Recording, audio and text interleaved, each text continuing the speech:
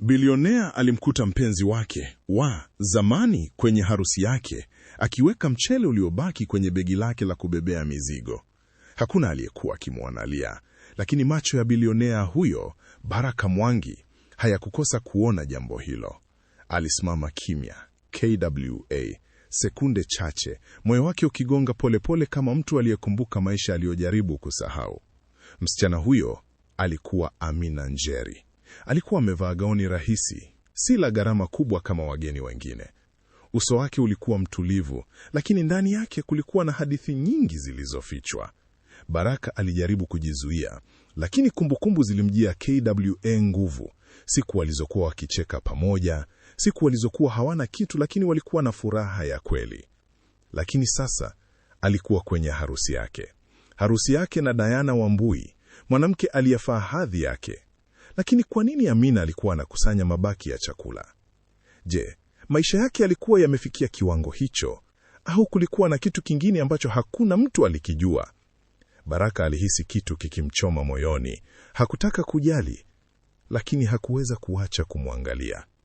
Na hapo ndipo hadithi ilianza kubadilika. Kimya kimya, mbele ya watu wote waliokuwa wakisherehekea, bila kujua kuwa maisha ya watu wawili yalikuwa karibu kubadilika milele. Amina hakujua kuwa Baraka alikuwa akimtazama. Alifunga begi lake polepole, akihakikisha hakuna mtu aliyemwona. Hakukuwa na aibu usoni mwake, bali kulikuwa na heshima ya mtu aliyekuwa amezoea kupambana na maisha. Aligeuka kuondoka, lakini macho yake yakakutana ya Baraka. Kwa sekunde moja, dunia ilisimama. Hakukuwa na maneno, hakukuwa na tabasamu. Kulikuwa tu na historia. Baraka alisogea hatua moja mbele, lakini Amina alitikisa kichwa kidogo, kama kumwambia usije. Ilimuumiza zaidi kuliko maneno yoyote. Ndani ya ukumbi, muziki uliendelea. Wageni walicheka. Harusi ilikuwa ikiendelea. Lakini kwa Baraka, kila kitu kilikuwa kimenyamaza. Diana alimkaribia, akimshika mkono. Baraka, kila kitu kiko sawa? Aliuliza kwa sauti ya upole, lakini yenye uchunguzi. Baraka alitabasamu kidogo, lakini macho yake hayakuwa pale. Niko sawa, alisema. Lakini ukweli ulikuwa tofauti. Kwa sababu mbele yake alikuwa mwanamke aliyemfundisha maana ya upendo wa kweli. Na sasa alikuwa akiondoka akiwa na mabaki ya chakula kwenye begi lake. Na Baraka hakuelewa kwa nini moyo wake ulikuwa unamfuata. Amina alitoka nje ya ukumbi, hewa ya jioni ikimgusa uso wake. Alisimama kwa muda, akivuta pumzi ndefu kama mtu aliyokuwa amezuia machozi kwa muda mrefu. Hakutaka kulia, si leo, si kwenye harusi ya mtu aliyewahi kumpenda kwa moyo wake wote. Alianza kutembea kuelekea barabara, begi lake likiwa mkononi. Kila hatua ilikuwa nzito, lakini alikuwa amezoea kubeba uzito wa maisha. Ndani ya begi hilo hakukuwa na chakula tu, kulikuwa na sababu, kulikuwa na siri. Ndani ya ukumbi, Baraka hakuweza tena kujizuia. Aliangalia Diana, kisha akaangalia mlango ambao Amina alipitia. Samahani kidogo, alisema kwa haraka. Diana alibaki akimwangalia, macho yake yakianza kujawa na mashaka. Baraka alitoka nje ya ukumbi. Alimuona Amina akitembea mbali kidogo. Amina, aliita. Amina alisimama, lakini hakugeuka mara moja. Alijua sauti hiyo. Aliijua sana. Polepole aligeuka na macho yake yakakutana tena, lakini safari hii hakuna aliyekuwa na uwezo wa kukimbia ukweli uliokuwa kati yao. Kwa nini unafanya hivi? Baraka aliuliza, sauti yake ikiwa na mchanganyiko wa hasira na huzuni. Amina alimtazama kwa utulivu.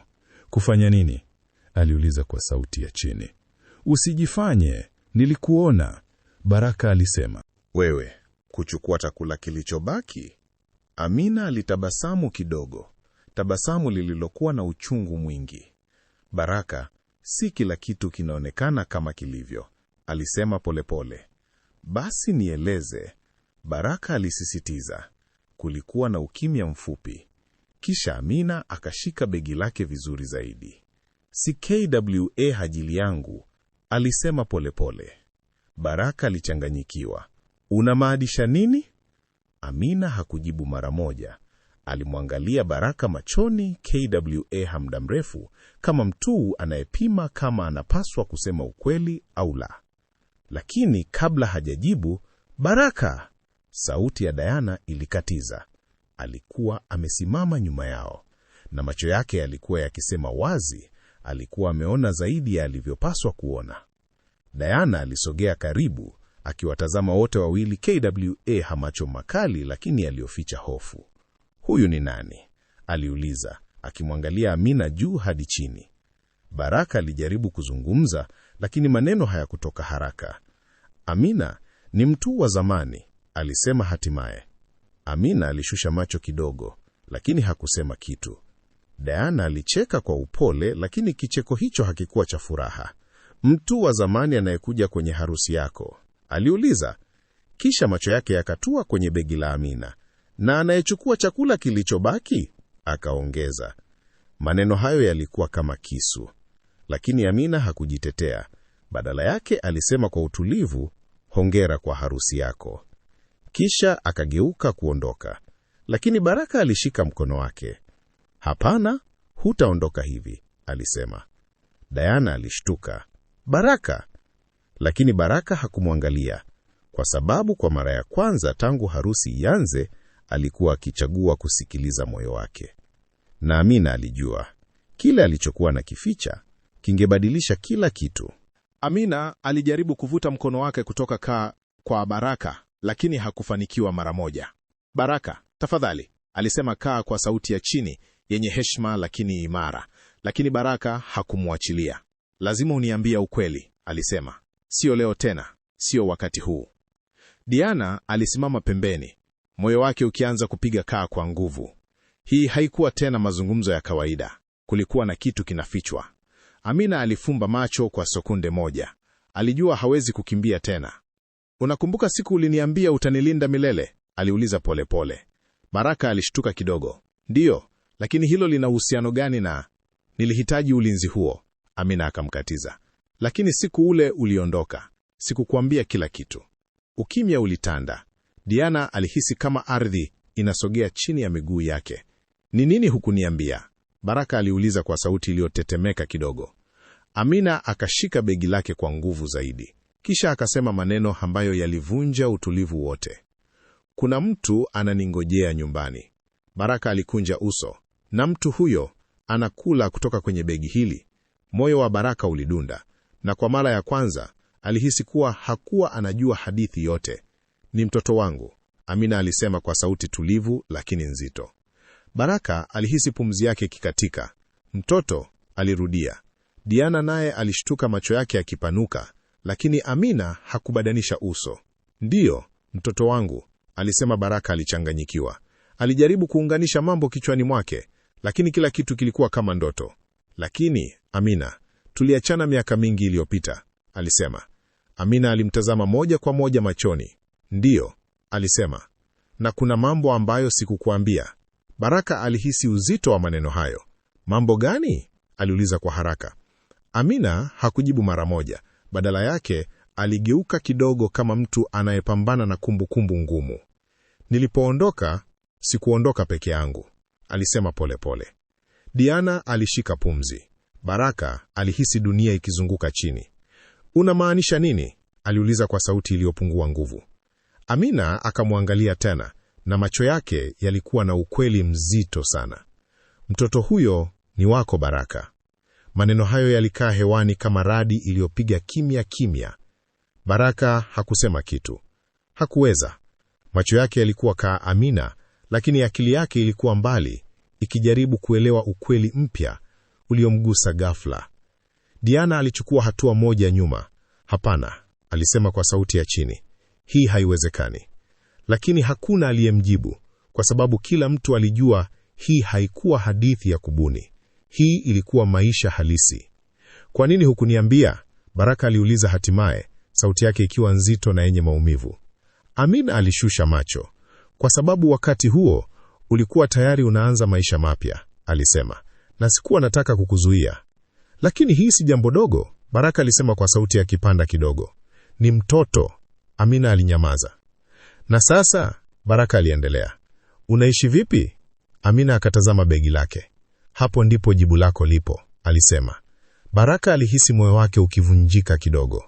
Na Diana alijua kuwa harusi yake haikuwa tena kama ilivyokuwa dakika chache zilizopita. Ndani ya ukumbi, wengeji waliendelea kucheza bila kujua kinachoendelea nje. Lakini nje, maisha ya watu watatu yalikuwa yanabadilika. Unataka nini sasa, Amina? Diana aliuliza, sauti yake ikiwa kali kidogo, lakini ikijaribu kudhibiti hali. Amina alimtazama kwa utulivu. Sitaki kitu kutoka kwako, alisema. Basi kwa nini umefika hapa? Diana aliuliza tena. Amina alitabasamu kwa uchungu kidogo. Nilikuja kama mgeni tu, sikujua kama nitaonana naye, alisema akimwangalia Baraka. Baraka alihisi aibu. Amina aliendelea, na chakula hiki si kwa sababu sina heshima, ni kwa sababu kuna mtoto nyumbani ambaye hajala vizuri leo. Ukimya ulitanda tena. Diana alishusha macho kidogo. Kwa mara ya kwanza aliona Amina si kama tishio, bali kama mama. Lakini hilo halikuondoa maumivu moyoni mwake. Baraka alikaza meno.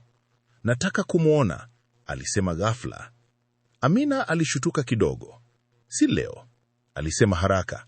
Leo, Baraka alisisitiza, kwa sababu ndani yake alikuwa tayari ameshaanza kubadilika. Amina alitikisa kichwa polepole. Baraka, mambo haya si rahisi kama unavyofikiria, alisema. Najua si rahisi, Baraka alijibu, lakini siwezi kurudi ndani na kuendelea na sherehe kama hakuna kilichotokea. Diana aligeuka kumtazama. Baraka, sauti yake ilikuwa ya chini, yenye maumivu, lakini Baraka hakumwangalia, kwa sababu kwa mara ya kwanza alihisi wajibu ambao hauwezi kupuuzwa. Mtoto wangu yuko wapi? Aliuliza tena. Amina alikaa kimya kwa muda, kisha akasema, yuko na bibi yake, upande wa mama yangu. Baraka alifunga macho kidogo. Alikuwa anakosa muda mwingi. Na jina lake? Aliuliza kwa upole zaidi. Amina alimtazama kwa macho yenye hisia. Anaitwa Neema, alisema. Baraka alirudia jina hilo kimya kimya. Neema. Lilikuwa jina lililojaa maana, na kwa hafla harusi yote ilionekana kuwa mbali sana, kwa sababu sasa kulikuwa na kitu kikubwa zaidi: familia, na ukweli ambao hauwezi kufichwa tena. Jina Neema lilikaa moyoni mwaka Baraka kama kipu kilichokuwa kikimtafuta kwa miaka mingi bila yeye kujua. Alifungua macho polepole, akimwangalia Amina kwa namna mpya kabisa. Umekuwa ukimlea peke yako? Aliuliza kwa sauti iliyopungua nguvu. Amina alitikisa kichwa. Si peke yangu kabisa, mama yangu amekuwa akisaidia, alisema. Lakini si rahisi. Baraka alihisi uzito wa kila neno. Diana aligeuka kidogo, macho yake yakijaa maji, lakini bado akijaribu kubaki imara. Baraka, watu wanakusubiri ndani, alisema kwa sauti ya upole. Lakini Baraka hakujibu mara moja.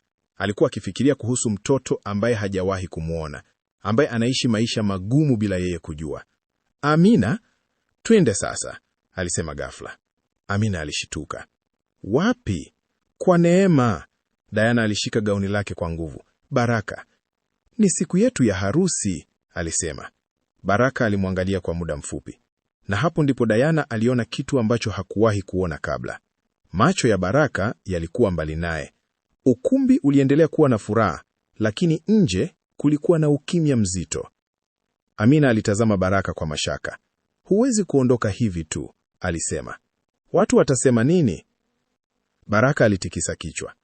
Leo si kuhusu watu, alisema. Ni kuhusu ukweli. Maneno hayo yalimgusa Diana kama mshale. Na mimi? Aliuliza kwa sauti iliyovunjika.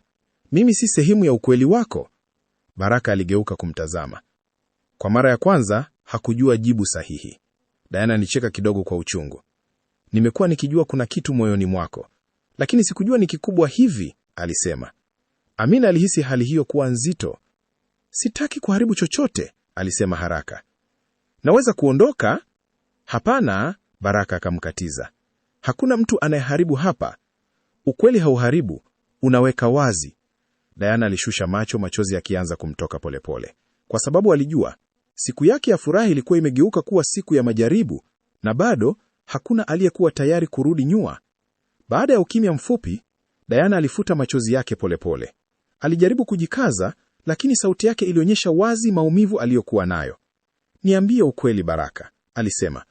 "Kama usingemwona leo, ungeendelea kuishi bila kujua kuhusu mtoto wako?" Baraka hakujibu mara moja. Alitazama chini akifikiria. "Kusema ukweli, ndiyo," alisema kwa sauti ya chini. Maneno hayo yalimuumiza Diana zaidi. "Basi kwa nini leo imekuwa muhimu ghafla?" aliuliza. Baraka alitazama Amina, kisha akasema, "Kwa sababu sasa najua." Amina alihisi macho yake yakijaa maji. Hakutegemea Baraka kubadilika hivi haraka, lakini alijua hii ilikuwa mwanzo wa kitu kigumu. Diana alitikisa kichwa polepole. "Na mimi niko wapi katika hadithi hii?" aliuliza. Hakuna aliyemjibu, kwa sababu ukweli ulikuwa wazi. Hakuna aliyekuwa anajua. Baraka alisogea karibu na Diana. Sauti yake ilikuwa ya upole zaidi sasa. "Diana, sikupanga hili," alisema. "Lakini siwezi kupuuza mtoto wangu." Diana alimwangalia moja kwa moja machoni. "Na mimi siwezi kupuuza kile ninachohisi sasa," alisema. Kulikuwa na ukimya.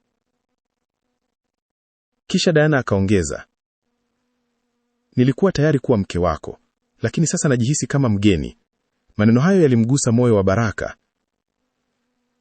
Amina aligeuka kidogo, akihisi kama yuko mahali ambapo hapaswi kuwa. "Labda ni bora niondoke tena." Lakini Diana alimsimamisha. "Hapana, baki," alisema kwa sauti tulivu. Amina alishamaa.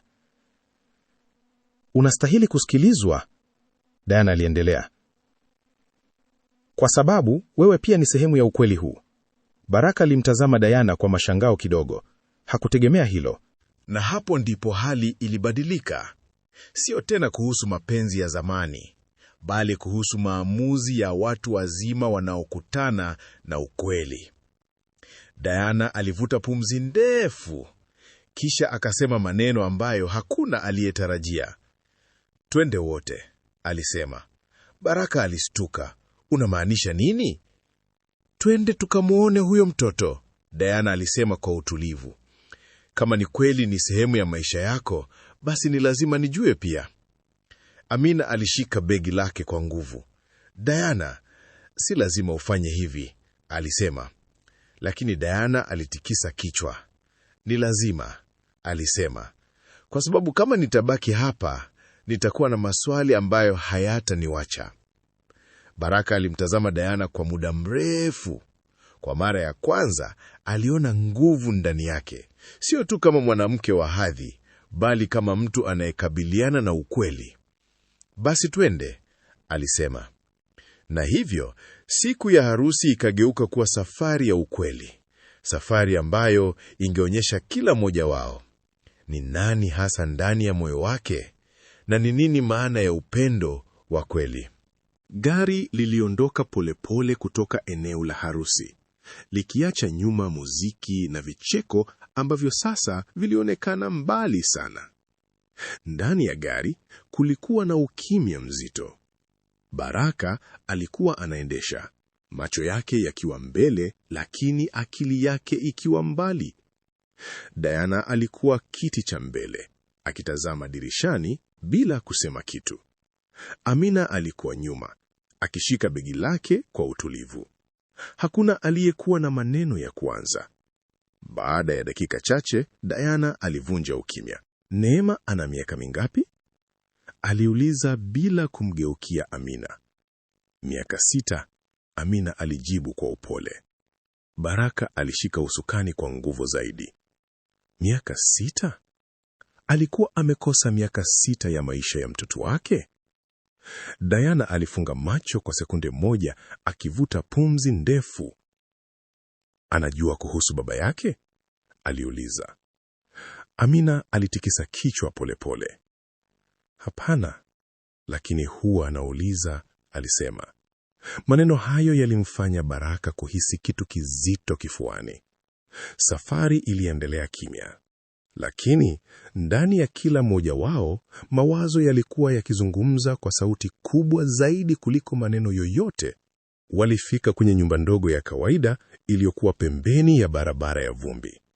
Haikuwa nyumba ya kifahari, lakini ilikuwa safi na yenye mpangilio. Amina alishuka kwanza. "Karibuni," alisema kwa sauti ya heshima. Baraka alishuka polepole, macho yake yakizunguka kuangalia mazingira. Hii ndiyo sehemu ambayo mtoto wake anaishi? Diana naye alishuka, akishika gauni lake kidogo ili lisichafuke. Lakini macho yake yalikuwa yamebadilika. Hayakuwa tena ya mtu anayehukumu, bali ya mtu anayejifunza. Mlango ulifunguliwa. Mwanamke mzee, Mama Nyeri, alisimama hapo, uso wake ukiwa na mshangao. "Amina, umerejea mapema?" aliuliza. Kisha akaona wageni waliokuwa nyuma yake. Macho yake yakatua kwa Baraka, na ghafla kila kitu kilibadilika. "Ni yeye?" aliuliza kwa sauti ya chini. Amina alitikisa kichwa polepole. Ndani ya nyumba hiyo ndogo, ukweli uliokuwa umefichwa kwa miaka 6 ulikuwa karibu kufunguliwa kabisa. Ndani ya nyumba kulikuwa na ukimya wa heshima. Baraka alisimama karibu na mlango, kama mtu hajui kama ana haki kuingia. Mama Nyeri alisogea karibu kidogo, akimwangalia kwa makini. "Karibu," alisema. Hatimaye Baraka aliingia polepole. Diana alimfuata, macho yake yakichunguza kila kitu: meza ndogo, viti vya kawaida na mazingira ya maisha ya kawaida kabisa. Lakini kulikuwa na kitu kingine: utulivu. Amina aliita kwa sauti ya upole, "Neema."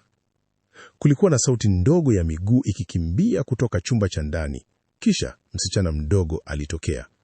Alikuwa na macho makubwa yenye mwanga na tabasamu safi lisilo na mzigo wa dunia.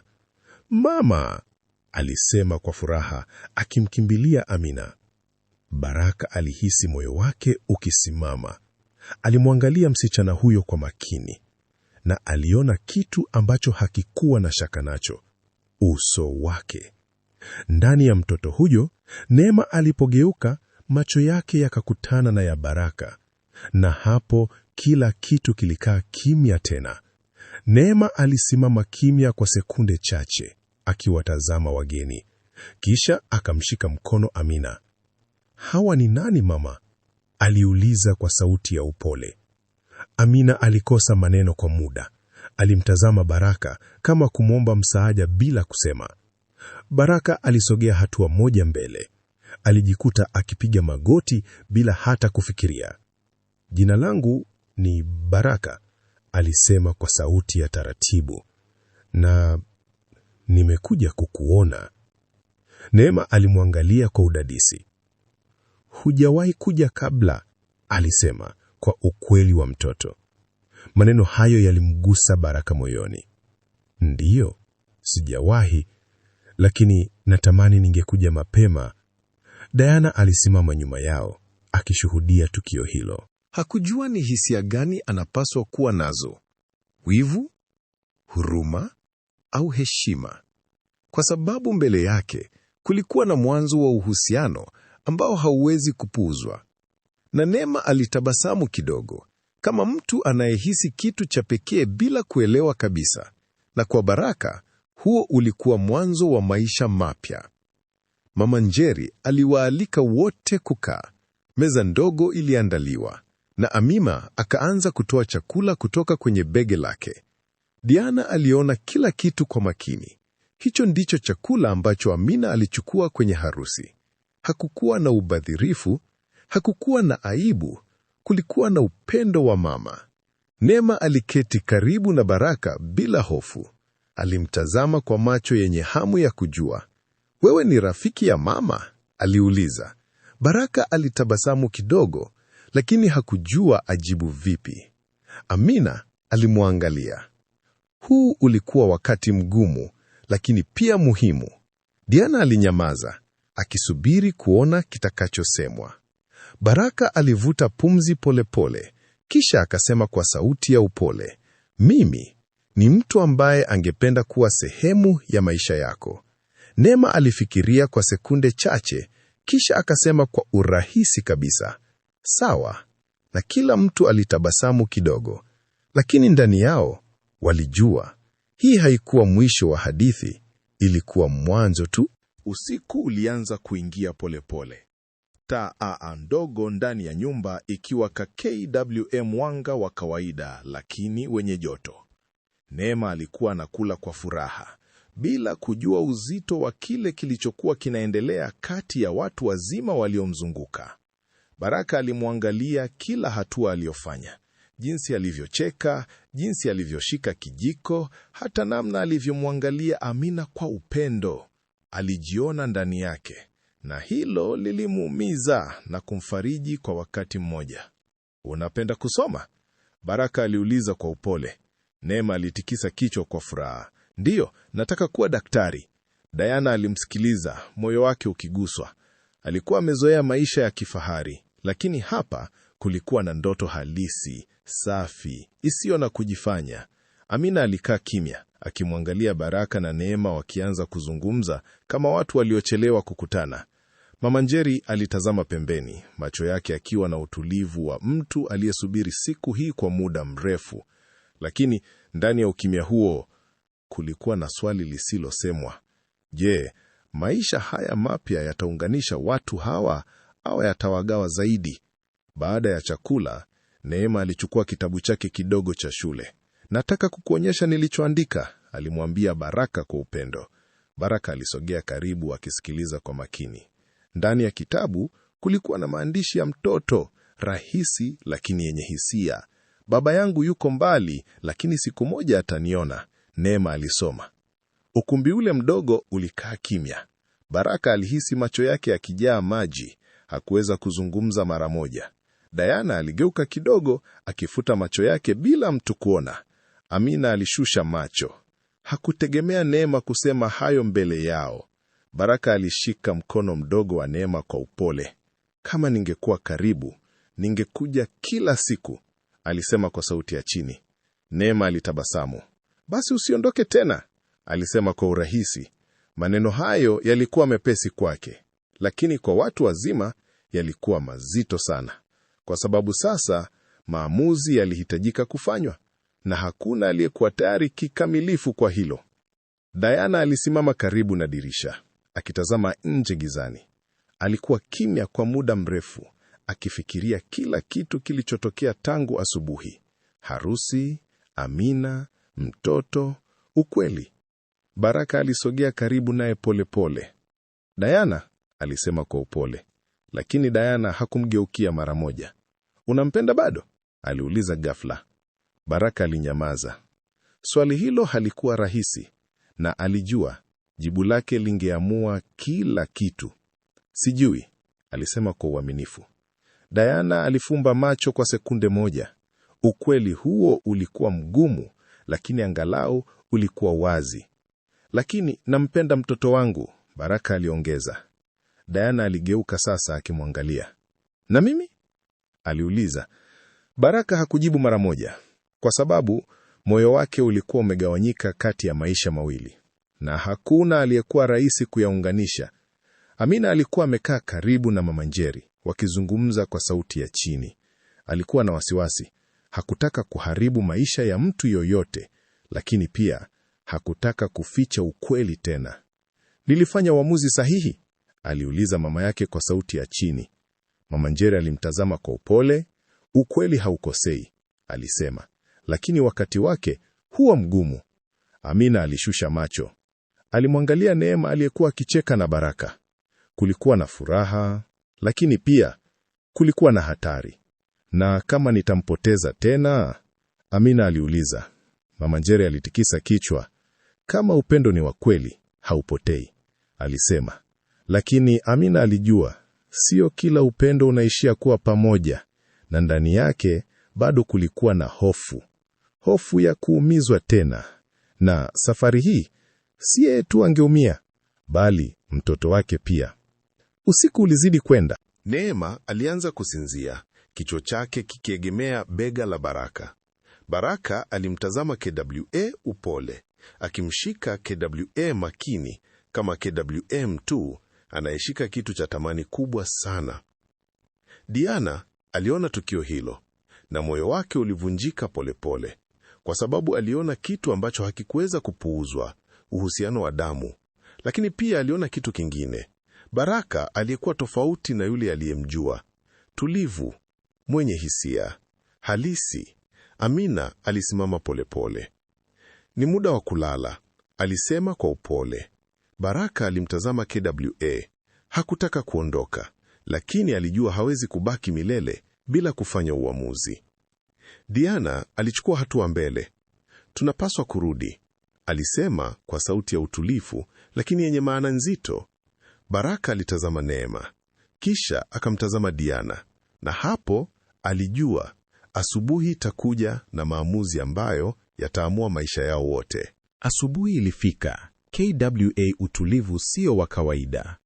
Ndege walikuwa wanalia mbali, na mwanga wa jua uliingia polepole ndani ya nyumba ndogo ya Amina. Baraka alikuwa amekaa nje peke yake tangu alfajiri. Hakupata usingizi. Alikuwa anafikiria kila kitu: maisha yake ya sasa, harusi yake, na ukweli alioupata ghafla. Diana alitoka nje, akasimama nyuma yake kwa sekunde chache kabla ya kuzungumza. "Hujalala?" aliuliza kwa upole. Baraka alitikisa kichwa. "Hapana," alisema. Diana alikaa karibu naye. Kwa muda walikaa kimya, kisha Diana akasema, "Nimekuwa nikifikiria." Baraka alimtazama. "Na nimegundua siwezi kushindana na ukweli," alisema. Maneno hayo yalikuwa mazito, lakini hayakuwa ya hasira. Yalikuwa ya mtu aliyekubali hali halisi. Baraka alihisi moyo wake ukibana.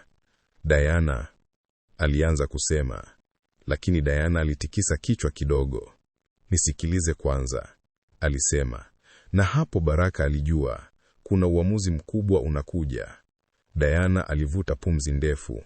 Kuna aina ya upendo ambao unakuja polepole, na kuna ule ambao haujawahi kuondoka, alisema. Baraka alimsikiliza kwa makini. "Sikujua kwamba bado kuna sehemu ya moyo wako ambayo haijafungwa," Diana aliendelea. "Na siwezi kujifanya kama haipo." Macho yake yalikuwa na huzuni, lakini pia yalikuwa na heshima. "Lakini sitaki kuishi maisha ya mashaka," alisema.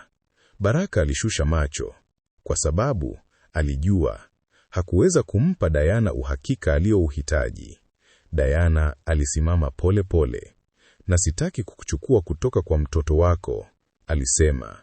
Maneno hayo yalimchoma Baraka, kwa sababu yalikuwa ya kweli na yalikuwa ya kujitolea. Diana alitabasamu kidogo, hata kama macho yake yalikuwa na machozi. "Labda huu si mwisho wangu," alisema. "Ni mwanzo wa maisha yangu mapya bila wewe." Na hapo aligeuka polepole, akiwa ameacha nyuma ndoto ya kuwa mke wa Baraka. Ndani ya nyumba, Amina alikuwa amemshika Neema, akimvalisha tayari kwa siku mpya. Hakujua mazungumzo yaliyokuwa yanaendelea nje, lakini alihisi mabadiliko hewani. Baraka aliingia polepole. Amina alimwangalia, moyo wake ukianza kupiga haraka. "Kuna nini?" aliuliza kwa sauti ya chini. Baraka alikaa kimya kwa sekunde chache, kisha atasema, "Diana ameondoka." Amina alishtuka. "Kwa sababu yangu?" aliuliza haraka. Baraka alitikisa kichwa. "Kwa sababu ya ukweli," alisema. Kulikuwa na ukimya. Amina alihisi mchanganyiko wa hisia, hatia, hofu na kitu kingine ambacho hakutaka kukiri. Baraka alisogea karibu kidogo. "Sitaki kukupoteza tena," alisema. Amina alishusha macho. "Lakini safari hii si sisi wawili tu," alisema. "Kuna Neema." Baraka alitabasamu kidogo. "Ndio maana sitakimbia tena," alisema. Na hapo Amina alihisi kitu kikianza kujengwa upya, polepole, lakini kwa msingi wa ukweli. Siku zilianza kupita. Baraka alianza kuja mara kwa mara. Alikuwa akikaa na Neema, akimsaidia kusoma, akimsikiliza na kujifunza kuwa baba. Haikuwa rahisi, lakini alikuwa anajitahidi. Amina alimwangalia kutoka mbali, bado akiwa na tahadhari. Hakuamini kila kitu kwa haraka, lakini aliona mabadiliko. Siku moja Neema alimshika mkono Baraka. "Baba, utanikujia kesho?" aliuliza kwa sauti ya matumaini. Baraka alitabasamu kwa upole. "Nitakuja," alisema. Na safari hii alimaanisha. Mama Nyeri alitazama yote hayo kwa utulivu. Alijua maisha hayakuwa kamilifu, lakini yalikuwa yanapata mwelekeo. Na Diana alikuwa mbali, akijenga maisha yake mapya, bila chuki, bila lawama, lakini akiwa na moyo uliowahi kupenda kwa kweli. Jioni moja walikaa pamoja nje ya nyumba, Baraka, Amina na Neema. Hakukuwa na sherehe kubwa, hakukuwa na watu wengi. Kulikuwa na utulivu na ukweli. Neema alikuwa akicheza karibu, akicheka bila kujua safari NDEFU iliyowanata hapo. Baraka alimwangalia Amina. "Samahani kwa kila kitu," alisema kwa upole. Amina alimtazama. Hakukuwa na hasira tena machoni mwake. Kulikuwa na uzoefu na hekima. "Maisha yametufundisha," alisema. Baraka alitikisa kichwa. "Na bado tunajifunza," aliongeza. Walitazama Neema pamoja, na kwa mara ya kwanza hawakuwa wakikimbia kutoka kwa yaliyopita. Walikuwa wanajenga yajayo, polepole, kwa uaminifu, kwa upendo ambao haukuwa mkamilifu, lakini ulikuwa wa kweli. Na hapo ndipo hadithi yao ilipofikia mwisho. Sio mwisho wa kila kitu, bali mwanzo wa familia iliyojengwa juu ya ukweli, maumivu na matumaini mapya.